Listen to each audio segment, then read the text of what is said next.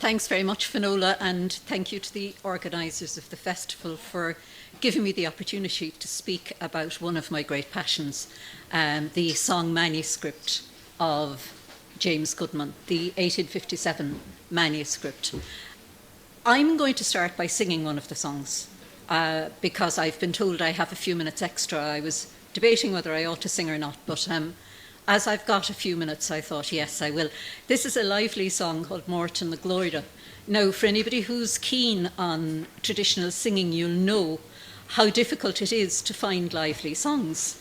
We have the giving away of sad songs, so that when you find a lively song, it's a great gift. And this is just a light-hearted thing about a fellow who has a very good opinion of himself and a girl who puts him in his place. Vorten na gloire ni fosset sem liana tu. Biento seg stroirach der voire seg fiach mo. Vangsje gebronok skan alles het jeg gan. Gan stokki gan brogen nor oidini hier na hier. Da mach is a gumse gurtose vir mo. Das glowin and Doris is leking my shele sta. Hor hin pog milish the himmel the veilin tash. Hoidowing and labwig is leing him lane in la. Mach wickets land faste, den tachten is sibereid. Das and hey wir macher meiden eginschen scale. Is du a dog she should make his minting fen. Is tu moch roganis skabailum non inching e.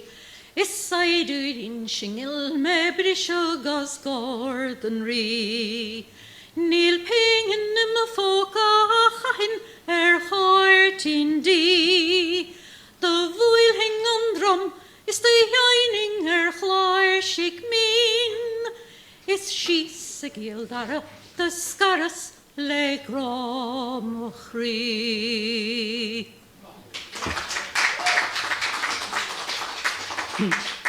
So that's by way of introduction, one of the songs in this wonderful, wonderful manuscript.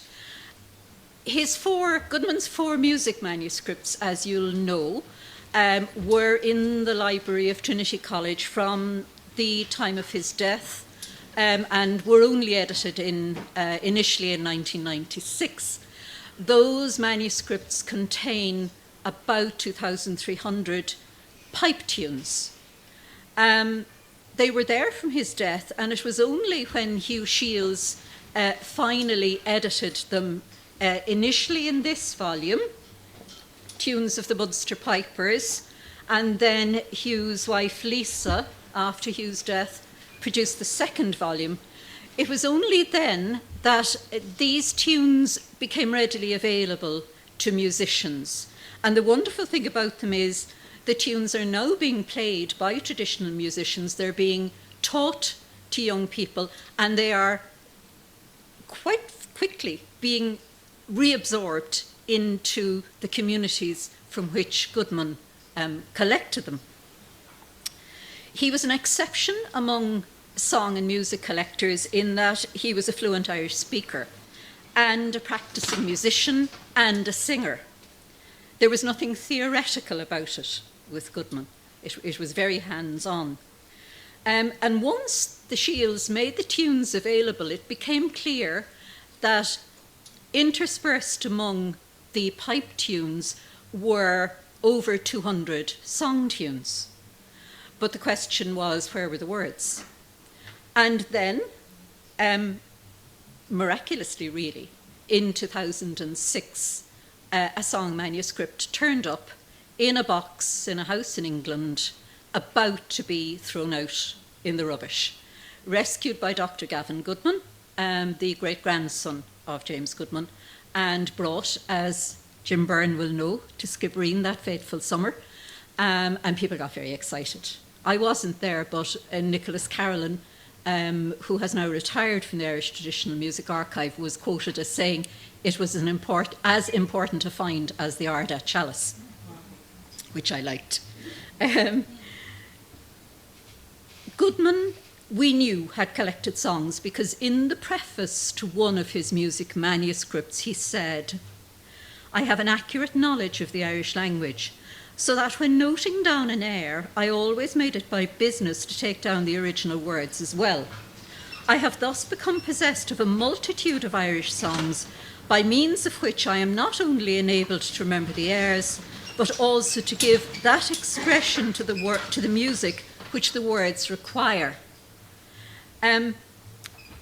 The manuscript, therefore, this particular song manuscript, is immensely significant because it provides us with some words, quite a lot of words. It predates 3 of the 4 music manuscripts. It is earlier than 3 out of the 4, although it was in use over a prolonged period of time. 1857 is its start date, but by no means its end date. There are 83 texts in this manuscript. 73 of them match song tunes in the music manuscript. So what are the other 10? 5 of them are poems. So they never had music. They were not written as áireáin. One of them is an English language ballad. So that's 6. 3 of them are songs which were so well known, I reckon Goodman felt there was no need to give music. And only one áireáin text, I feel, must have had a tune, but doesn't appear to have it within the music manuscripts. So 73 out of 83 is not bad. If we would go on to the second slide, there we are, there's the man himself. And the third slide then, please, shows us the cover of the manuscript. It's quite indistinct. It says James Goodman, Riverview, 1857. And as you will know, Riverview was the house in Skibbereen where Goodman, his wife, Charlotte, and their 3 sons lived while he was curate at Cree from 1853 to 1858. The glebe house at Cree was let at the time. And again, he lived at Riverview when he came back as rector from 1867 to his death in 1896. As well as the song texts, this manuscript is important because it gives us insight into a period of James Goodman's life about which relatively little is known. It was begun when he was still a curate at Cree, and this is the church at Cree, which many of you will know, where he ministered. In 1858, the year after he began this manuscript, he was sent to Beara. He was sent to Keelachanínach in Beara, or Groom, and he was there until 1867, and this was a very productive time in his life. While he was there, his fellow curate was a man called John Hallahan, who was also a piper. And the rector, Mr. O'Grady, was a flute player. So I think Goodman found himself in very congenial company. Many years later, when he was in Trinity, we know that R.L. Mealy, who's widely regarded as one of the most important pipers of the 19th century, regarded it as a great honour to be asked to perform on the same stage as Goodman. This attests to his virtuosity as a piper. With regard to his singing, we know that he performed as a singer at these concerts as well, and that his voice was much admired. He had a fine voice. It's clear from the manuscript that he had a singer's instinct for a good song, the determination perhaps to find an extra verse, or even to save a fragment in the hopes of finding more later. Everything was grist to his mill. And he did not dismiss songs because they were incomplete, which is something that we have cause to be very, very thankful for. Untittled Chapter, some of you will be familiar with his work, one of the leading lights of the Irish language revival. In commenting on fragments of songs in the early 20th century, said, "You may break up a piece of gold, but it is gold still." And I think that attitude informed Goodman's work 40 to 50 years earlier. There's no doubt that this period in Beara was the most productive of his life as a music collector. It's from this period that all 4 of the music manuscripts date, as well as the songs, some poetry, translations of hymns and psalms, and he must have been making a name for himself among his fellow clergymen, because there is an entry in clerical and parochial records of the Diocese of Cork, Cloyne and Ross, which was published in 1864 when Goodman was still in Beara, which says he has also made an extensive collection of the unpublished music of Ireland. The ruins of his rectory are still to be seen at Ringavoid. His church has gone. The beauty of the landscape doesn't change. So we'll take a look at Ardgroom Harbour. There we are. And local folklore tells us little about Goodman's time in Beara. This is a classic case of no news is good news. He didn't make a bad impression. And that might sound very negative, but when you hear the tales that were told of other people, you realise just how well he must have got on with everybody. One of the few stories that is told of him is that he would go out, he would have himself rowed out in a little boat onto the harbour, and he would play his pipes, and local people working in the locality would stop what they were doing to listen on a fine summer's evening. And you can imagine how the sound must have travelled over the water. What does this manuscript then tell us about Goodman the man? I should say that unlike the Trinity College music manuscripts, which are immaculate, this isn't. This looks like it lived in his pocket and travelled the roads. And it's battered, and we are not looking at fair copies. We are looking at initial copies of songs, I would imagine. The latest date within the manuscript is the year 1870, but that's only about 2/3 of the way through. So that doesn't necessarily mean that the manuscript was over and done with in 1870. I think it went on longer. To put the manuscript into its context, it's very typical of late 19th century Irish language manuscripts, in that it contains a wide variety of material chosen at the whim of the scribe and for his own use. The non-musical material, in particular a long poem in dialogue form between Oisin and St. Patrick, and the proverbs and epigrams are very typical of manuscripts from this late period. In other ways, however, it is not typical, in that there is a small amount of material in English. 17 pages out of 165 are in English. Almost all of the manuscript contains songs, but the English pages are different. It is religious material, probably notes taken from books he was reading, perhaps intended for sermons or for the instruction of his parishioners. These pages include Robert Fleming's On the Fall of the Papacy, published in 1701. And on the next page, notes from a very different kind of religious book, Edward Hitchcock's The Religion of Geology and Its Connected Sciences, in which the author's stated aim was to demonstrate the link between geology and religious belief. Hitchcock, an American theologian and scientist, was a professor of natural theology and geology at Amherst, and he's nowadays viewed as a pre-Darwinian. So he was an interesting person for Goodman to have been reading at this time. If we move on, what comes next? Just 2 pages of pipe tunes. That's all. That's the only musical notation in the manuscript. And all of these tunes are to be found in fair copy in the Trinity College music manuscripts. So there's nothing new there. What's interesting about it, though, is that it gives us an insight into his methodology.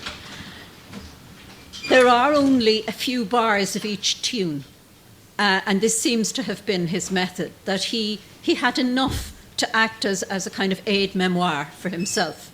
And you'll also see that quite a few of them have wavy pencil lines drawn through them. I don't know if it's clear enough on the slide. This is something he did to remind himself, I think, that he had made a fair copy, and now he didn't need to worry about this rough draft. At any rate, if we move on to slide 8, we'll see his home place. Baile Almeen. It is the upper portion of land there, and the cliffs, if you can see the quite dramatic cliffs. The story goes in West Kerry folklore that he and his brothers were wild young fellas, and that one of their favourite games as boys was to run to the edge of the cliff, jump, and sit down with their legs dangling over the edge. All I can say is they did survive. But that was the area of Baile Almeen. That townland name is no longer in use. For those of you who know the area, it's the area between Bailemood and Bailenroilín, but you don't really hear that name used anymore. The duality that I mentioned in his reading material is mirrored in other areas of Goodman's life as well. Born in Ventry in Irish-speaking West Kerry in 1828, completely bilingual in Irish and English. In fact, having read his words in Irish and English, he writes more elegantly in Irish than he does in English. And he doesn't make as many spelling errors either. There are some hilarious spelling errors in some of the things he wrote in English.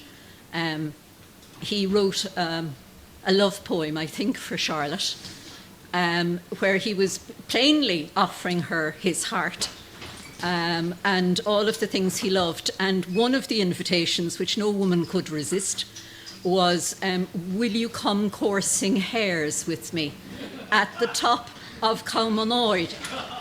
But hares was spelt H-A-I-R-S. Obviously it worked anyway. She married him. His father, his family were on very good terms with their Catholic neighbours. His father rented a farm of about 105 acres from Lord Ventry. And his people are very interesting in that they are churchmen going way back. There are records in Ruthin in North Wales which take the family back to the 14th century. Churchmen since then. Then in the 16th century they began to move into England, and one of them, Gabriel, became Dean of Westminster and helped William Morgan to translate the Bible into Welsh. The first of James's paternal grandfather, John Goodman, who was rector of Dingle, continued to hold the advowson of Camerton in Gloucestershire, as well as having the living of Dingle. We might have a look at the next one. This is Camerton Church. Now, it was added to and done up quite a lot in the Victorian period, so it is not exactly as John Goodman would have known it, but it's a very lovely church in a beautiful little village in Gloucestershire, very near Cheltenham. If anybody's at Cheltenham and you fancy a little day out, it's a nice place to go. If we have a look at the next slide, we'll see the rectors of Camerton, and the name Goodman crops up again and again, but it crops up for the last time with John Goodman in 1832. After that, the family lost the living of Camerton. Reading between the lines, I think people just got a bit tired of having a clergyman who was never there because he was in West Kerry. I think that's probably what happened, and there were representations made to the Bishop of Gloucester. At any rate, it must have been a bit of a loss to the family, both in terms of their familial link with the place and financially too, because Thomas Goodman, James's father, had a large family. The Goodmans appear in the Dingle Church records for the first time around the year 1700. But the Cork City branch were established as rectors and church wardens of St Anne's Shandon in the 1620s, and the West Cork branch were in Ballymoden, Bandon and Rosscarbery from the mid-17th century. In the 18th century, I have done some research, and I've discovered two Goodmans who were vicars choral in St Finbarr's Cathedral in Cork. And the very first Goodman to be born in Ireland was a John Goodman, and his profession was maker of musical instruments. So we can see the two strands, the church and music, running through the family for generations. The Goodmans in West Kerry were on very good terms with their Catholic neighbours. As Micheál Manine says, even though there was a big class division between them and their Catholic neighbours, still they shared the same culture. Unshauk puts it another way. Straincheri bahiad, ach ni nos na straincheri ella. So they were strangers, they were outsiders, but they weren't like the other outsiders. James Goodman's mother, Mary Gorham, was a native of Castle Island, and when she moved to Ventry, just a few years previously, another young woman called Pegni Vrosnachoin from the same townland had moved to Ventry before her. And that Pegni Vrosnachoin was the mother of Peg Sayers. So there's an interesting and entirely useless piece of information for you. The Goodmans were not tarred with the same brush as Lord and Lady Ventry, who were, to say the least, cordially disliked by their tenants. Bonfires were lit in Dingle the night Lady Ventry was buried. James Goodman entered Trinity College in 1846, was a clever student, winning a prize in Hebrew and a scholarship in Irish in 1847. This was a very new scholarship, established only 2 or 3 years previously by the Irish Society, or to give it its full name, the Irish Society for Promoting the Scriptural Education and Religious Instruction of the Irish-speaking population, chiefly through the medium of their own language. You get why it was known as the Irish Society. It had been founded in Dublin in 1818. And the award of this scholarship, plus other prizes and premiums won by James and his brothers, must have been something of a relief to their father, who had 9 children in all to provide for. Even at that, money was very tight. And another manuscript of James Goodman's, which turned up since the song manuscript, it turned up in 2010, also rescued by Gavin, dates to Goodman's student days and contains a lot of Irish poetry, but it also contains the household accounts of 3 students in Dublin trying and failing to make ends meet. Goodman seems to have been the bursar for the 3 brothers, and he was constantly robbing Peter to pay Paul, borrowed so much from so-and-so, must pay him back. And he did. I mean, he seems to have been very honourable about the paying back, but he was always a little bit behind financially in his student days. This was a period of great evangelical fervour in Trinity College, in the Church of Ireland in general, but particularly in Trinity. And there's no doubt that James Goodman came under the influence of what was being called the Second Reformation. And yet when he came home from university on holidays, or in years after that when he came home from West Cork on holidays, all the neighbours, most of them Catholic, would be invited into the house for evenings of music and song. And we have as our evidence for that the mother of Unshauk, who was a neighbour of the Goodmans. Interesting to note that the next townland, the southeast of Ballymeen, called Ballyvickendale, was historically the home of harpers. By Goodman's time, it had become the home of pipers, of uilleann pipers. Many years later, when Goodman returned to Skibbereen as rector in 1867, he would play his pipes in the garden and invite in anyone who wanted to listen. He also mended pipes free of charge, made reeds, and had a constant stream of poor pipers coming to his door. This speaks not just to his skill, his craftsmanship with the pipes, but also to his charitable nature, of which more later. In 1840, or in the 1840s rather, the Irish Society, under the auspices of Lord and Lady Ventry, was stepping up its missionary work on the Dingle Peninsula. The idea of converting the Irish through the medium of their own language was not a new one.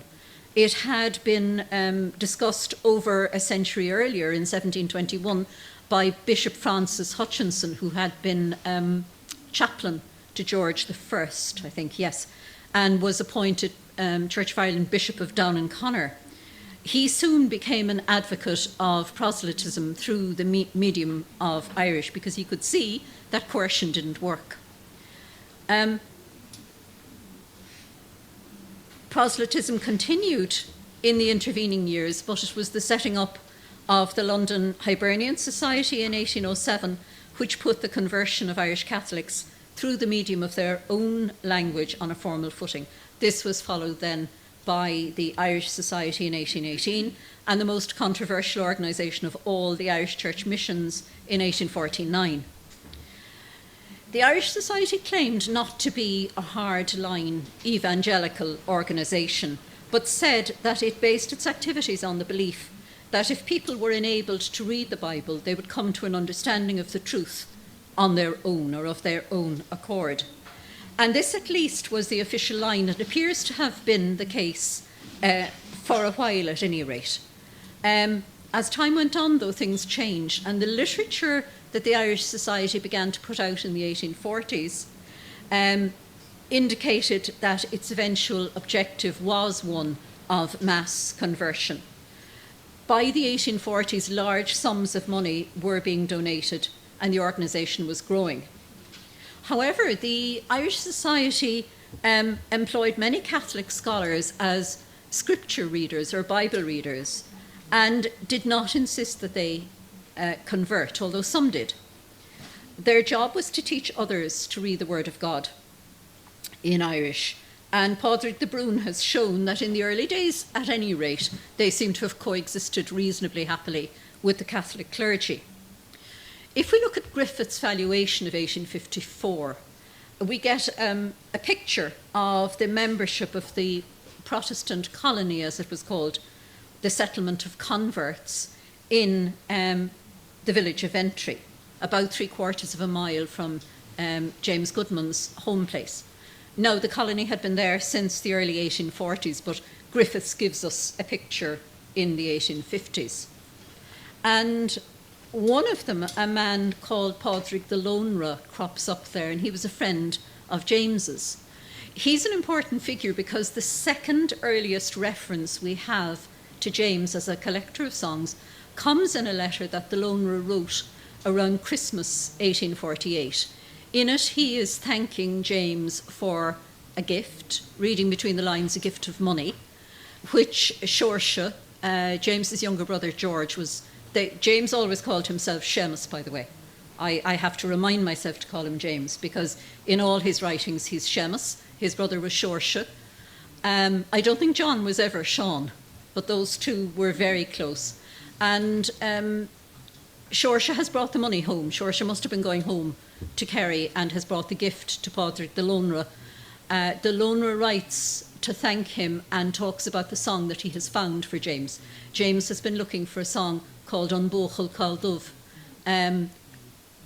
possibly, very possibly, I think, at the behest of John O'Daly, who was at that stage putting together the first of his books of songs and was a good friend of Goodman's. They knew each other from the Ossianic Society, later on from other Irish language organisations.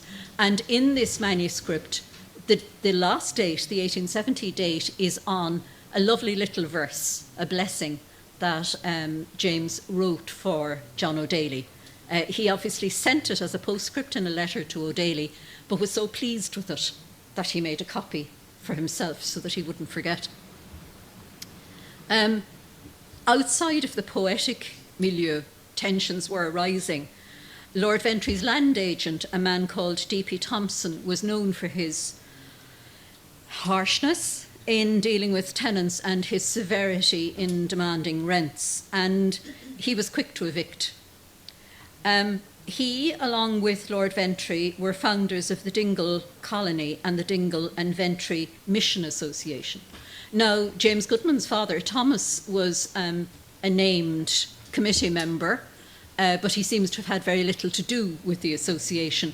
I like the description of him that Desmond Bowen gives. He says that Thomas Goodman's involvement in the in proselytism was at best mild. He was not strongly involved at all, I don't think, but his name was on the list.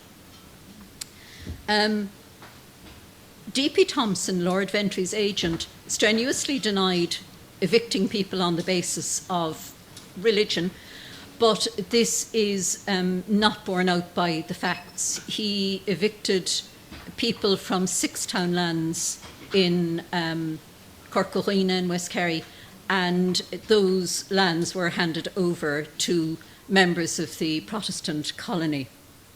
The 3 areas where the missionary activity was most intense were Ventry, Keelmwell and Dingle town itself, where colonies were built. It is said that it was at this time the term super was first coined for those who took soup at a soup kitchen in Dingle town itself. The Reverend Mr. Gare attracted strong support from Lord and Lady Ventry, Thompson the land agent, the man in charge of the Coast Guard, who had a small army at his disposal. And the Irish Mission in England funded a good deal of the proselytising activity that went on. But Mr. Gare, the minister, also attracted quite a lot of opposition in West Kerry. The Ventry colony grew and comprised a church, a parsonage, a school, and some houses. So if we have a look at the next slide, the buildings up there, yeah, perfect. That lot of buildings there are all that is left. If you see the tall one, that was a college, a kind of training college, and the houses beside it were accommodation. They're all now privately owned. But that was the nucleus of the Ventry colony. The church is long gone. It's a car park. The chief complaint that the Catholic tenants at the time had was that the supporters of the colony had power of life and death over them, in that they were landlords, agents, and magistrates. The next slide shows the main street of Dingle a little later than the period I'm discussing. But tension rose in Dingle in the summer of 1844 when a young priest called Dennis Brasby converted. He had only been in his parish a matter of weeks when he converted. And on a Sunday, he was marched triumphantly through the town. Tensions rose. There was a riot, which didn't get very far because there were two warships in Dingle Harbour, and the Coast Guards were there, fully armed. A shot was fired at Lord Ventry's mansion, Christmas Eve 1844, and a note was left for Lord Ventry, and I quote, "Take notice that if you do not send Gair, the bastard, out of this country from a quiet and peaceable people, and discountenance all blackguards that deny their holy religion for soup, this do and you will do right. By the eternal God, I will drive a brace of balls through your carcass privately, otherwise in the noonday, if not." Signed by a right good aim. Just what you want for Christmas. The reason I quote it is because the postscript is interesting. The postscript says, "Parson Goodman," that's James's father, "Parson Goodman is a good man. He interferes with no man's religion. I lave him to you." So despite some degree of involvement with the mission, the Goodman family managed to retain the good opinion of their Catholic neighbours. However, on the death of James's father, the living of the parish, which was in the gift of Lord Ventry, did not go to James's elder brother John, as had been expected. Arthur Beoline tells us, and I'm translating here from the Irish, John was curate in Aughnaskall from 1851 to 1866, and after that in Dunurlan. Dunurlan is Ballyferriter. It was expected that he would be appointed to his father's place as rector of Dingle when he died, but he was not appointed. It is said that neither Lord Ventry nor his wife, one of the Blakes of Galway, was too fond of Thomas Goodman because he had not been sufficiently diligent during the time of the Bia Blóireacht. The Bia Blóireacht is the Bible campaign, especially in the 1840s, and that was why his son John was not appointed rector of Dingle. And this local account is backed up actually to an extent by a report written in the year 1850. Two clergymen were on a tour inspecting the missions, the colonies, and really one of them, the Reverend Thomas, in his report made a very pointed criticism of Thomas Goodman indirectly when he said that when visiting Ventry, he had to praise the spiritual work that was being done there now in 1850, given the spiritual darkness that had obtained there for the previous 30 years. In other words, the time during which Thomas Goodman had been rector. So, it seems as though O'Beoline is not wrong in identifying the reason why John did not come in for the living of the parish.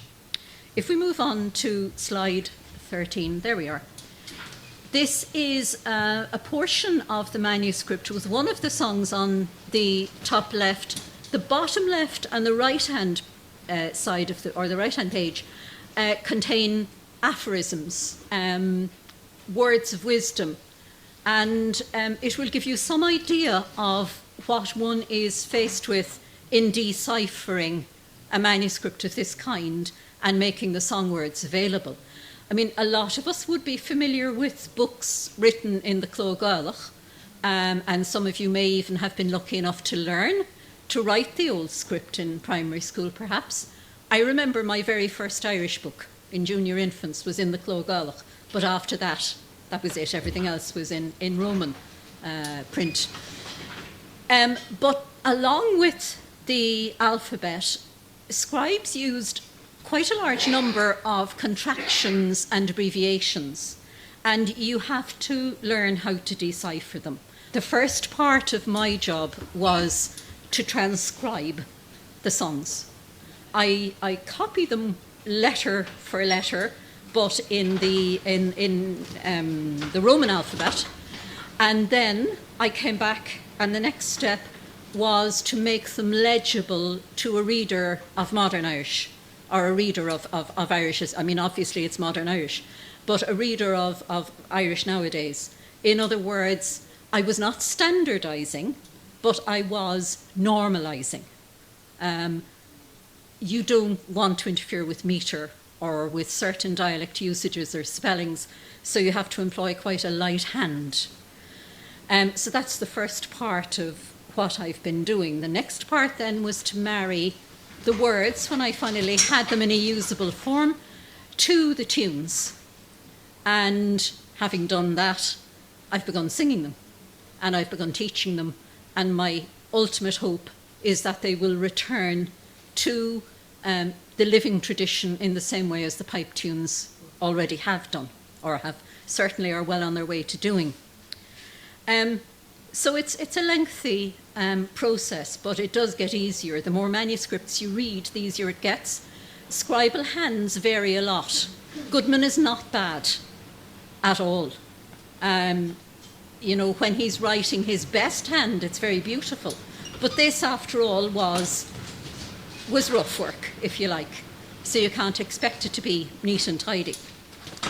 In his introduction to Tunes of the Munster Pipers, Hugh Shields says that Goodman, and I quote, spoke Irish with native ease from infancy, while also acquiring scholarly familiarity with the literary language. And we know this because my own research has established that he was part of the native scribal tradition, along with his brothers. He scribed more than either of them, but they certainly were part of that tradition. And we have manuscripts in UCC that he scribed alone and in part in company with others. I've recently established from manuscript and official sources that a near neighbour of the Goodmans in Ballyameen, a subtenant of Thomas Goodman's called Brian Sheehy, was a source for some of James Goodman's songs. Unfortunately, we don't have one person we can identify. Tomás Canada, Tom Kennedy, the piper, is identified very closely as Goodman's source for the pipe tunes, but we don't have one outstanding person like that when it comes to the songs. We have, however, Padraig the Lonra, I've mentioned already, Brian Sheehy of Ballyameen, and a man called Micheál O'Riordan, sometimes Mick Riordan, to whom Goodman wrote a long praise poem in Irish. One of the largest categories of songs in this manuscript are the love songs. And this is to be expected because they are the largest category of song in the language, and they're the ones, particularly Aurán Grá an Id, the love song of the man. They are the ones that would have appealed to Goodman himself as a singer. Of 83 texts, 15 of them are Aurán Grá an Id. And this genre of poetry came into the language, came under the influence really of Amour Courtois and native Irish nature poetry, and was still continuing to be produced right down to Goodman's own day and afterwards. One of the most important songs in the manuscript is a song called Táim Sínte the Huama. And thematically, it's linked to the Europe-wide motif that Francis Child calls the unquiet grave. There's an English language song based on it called I Am Stretched on Your Grave. Some of you may be familiar with it. The reason why I single this one out is that the version Goodman has appears not to be a Kerry song. It appears to be from Moose Cree. My theory is, and it is only a theory, that Mick Riordan gave him songs in the manuscript that are from Moose Cree. I say this because he is the only person, he's the only Riordan, he and his family, on the Dingle Peninsula at the time. And it's a Moose Cree name, a Moose Cree name. Given that he was a tenant of the Hicksons and friendly with the Goodmans, I would suggest that he was, and we know after his death that his wife lived in one of the colony houses in Dingle. So I think that he was one of that group of people that Goodman would have known through, if you like, religion, but with whom he shared an interest in the manuscript culture and in song.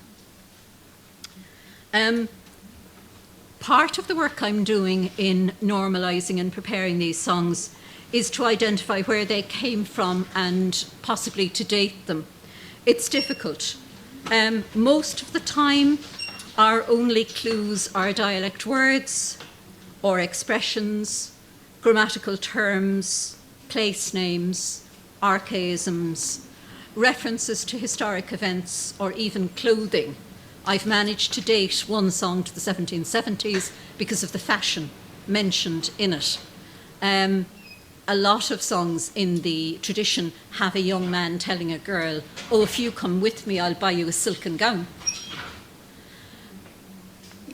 No. We didn't start until after 1:15.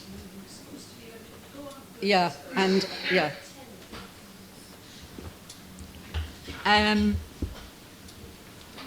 Yes, silken gown. In this particular song, he identifies all sorts of garments and colours that were fashionable in the 1770s. So you are looking for hints like that. But a lot of the time you can't identify with any certainty where songs came from or even the dates at which they were composed, because there's I suppose, a strength of tradition over a period of 250 years. The relationship that Goodman had with Tom Kennedy was central. We know from Douglas Hyde that they worked together, but I think I have my doubts about Hyde's description of Tom Kennedy. He said, now remember, Hyde was giving an account of something that had happened during his student days. Many, many, many years later. And he was giving an account of something that someone else had told him. So it was hearsay. And he describes Tom Kennedy as the old blind piper Kennedy, and he says that Kennedy would visit Goodman in Beara, would march up and down, and every now and again would produce another tune saying "Tá ceann gum de voistir." Given that 700 of the tunes came from Tom Kennedy, I don't think that method would have worked awfully well.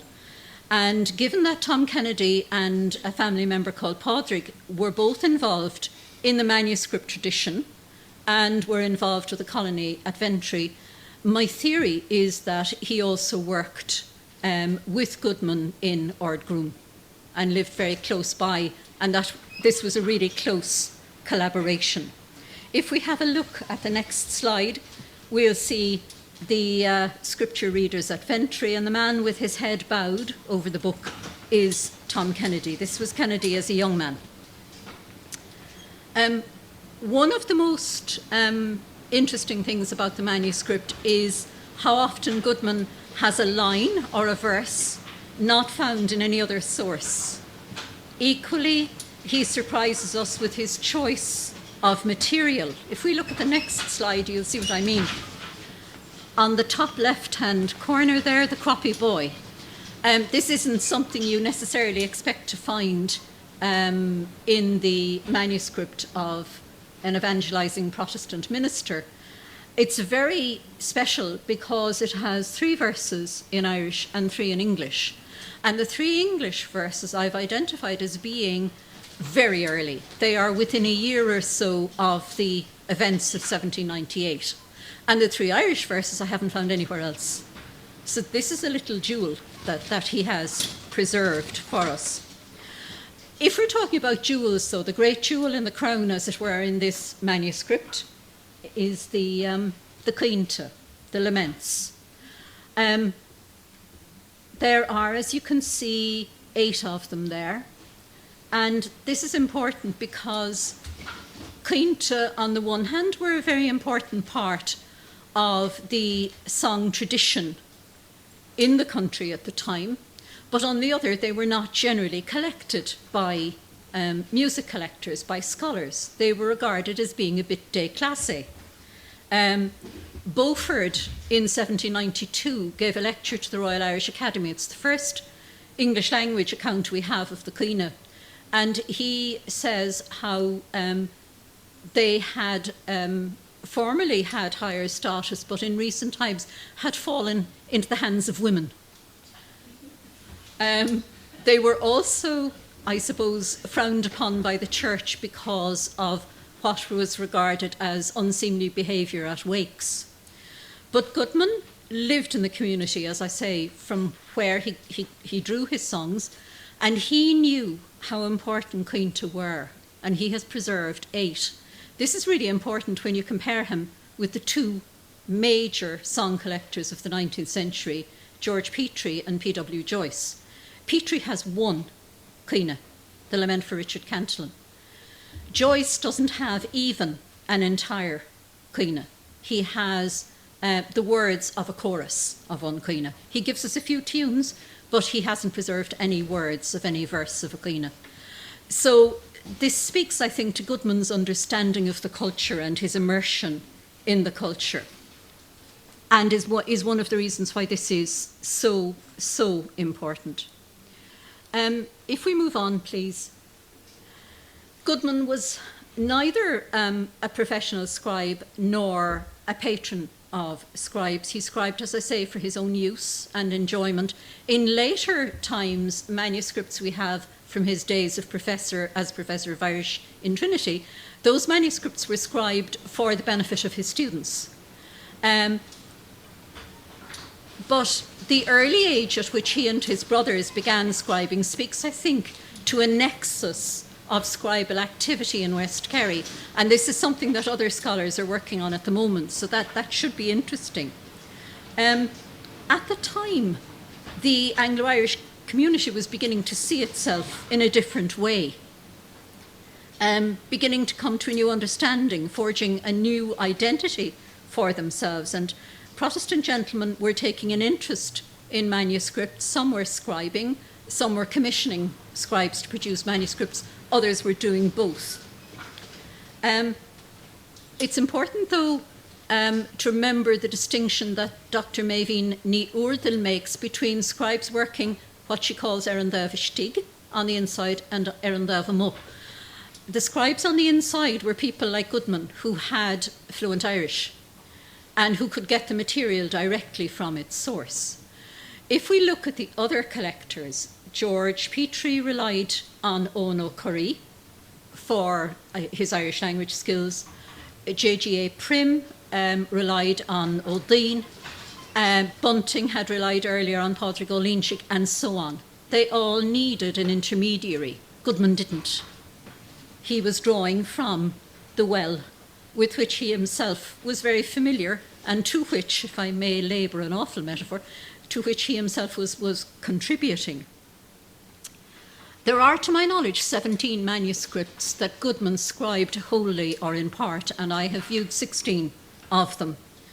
2 of them have turned up since 2006, so I am hopeful of more. I live in hope.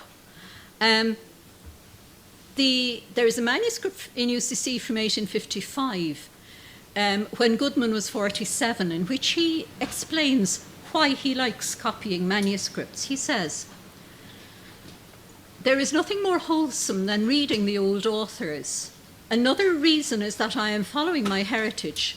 Though I am not descended from an ancient Gaelic family, but am of English descent, even though my family were planters long ago in West Kerry, a place in which they learned the language of Ireland and became almost more Irish than the Irish themselves, as the saying goes, so that there was nothing dearer to my heart in my youth than to listen to the old tales and the stories of the Fianna.